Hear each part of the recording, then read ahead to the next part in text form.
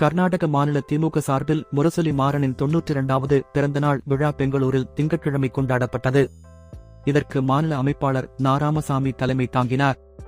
நிகழ்ச்சியில் முன்னாள் பொதுக்குழு உறுப்பினர் பீஸ் மணி, இளைஞரணி துணை அமைப்பாளர் ராஜசேகர், மகளிர் அணி அமைப்பாளர் சர்க்குணா, தொமுசு பேரவையைச் சேர்ந்த சிவசங்கர், கிளைக்கழக செயலாளர் நாகராஜ், லோகநாதன், ஜெயபால், பெரியார் நகர் கருணாநிதி, கேசவன் குமார், கர்நாடக தமிழ் பத்திரிகையாளர் சங்கத்தின் தலைவர் முத்துமணி நன்னன் உள்ளிட்டோர் கலந்து கொண்டனர். திராவிட முன்னேற்ற கழகத்தினுடைய தூணாகவும் கலைஞருடைய மனசாட்சியாக விளங்கி திராவிட முன்னேற்ற வளர்ச்சிக்கு பாடுபட்டவர் முரசொலி மாறன் அவர்கள்.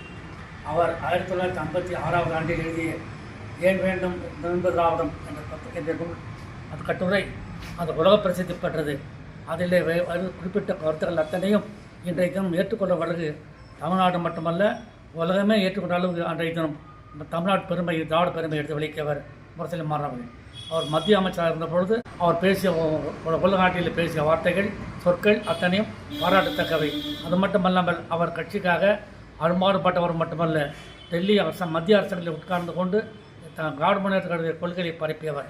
அன்றைய தினம் அவர் சொன்ன ஏன் வேண்டும் என்பது திராவிடம் என்ற கருத்துத்தான் இன்றைய தினம் தமிழகத்தை ஆளுகின்ற தளபதி மு க ஸ்டாலின் அவர்கள் இன்றைய திராவிட மாடல் அரசியல் நடத்தி கொண்டிருக்கிறார்கள்.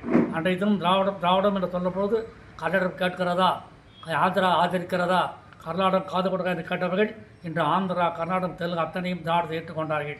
இது உலக பிரசித்தி பெற்ற தத்துவத்தை நிலைநாட்டி இந்த உலகமே விழுந்து பார்க்கின்ற அளவுக்கு வீரர்களை போட்டு அரசு நடத்தி கொண்ட தளபதி அவர்கள் இந்த நாட்டினுடைய உலகத்தினுடைய அரசியலுக்கு விழுக்கிறார்.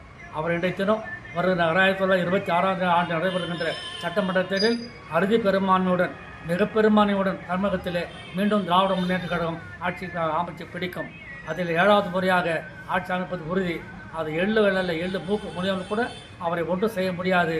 எதிர்ப்புகள் அத்தனையும் தூளாக்கி தளபதி அவர்கள் முதலாக பட்டதொரு தினம் அந்த வெற்றிக்கு கர்நாடக மாநில திராவிட முன்னேற்ற கழகம் உறுதியாக பாடுபடுவோம் என்ற நேரத்திலே மாறனுடைய நினைவு நாளில் நாங்கள் உறுதியேற்றுக் கொள்வோம். இந்த விழாவுக்கு நாங்கள் சிறப்பாக வணக்கம் தெரிவித்துக் கொள்கிறேன்.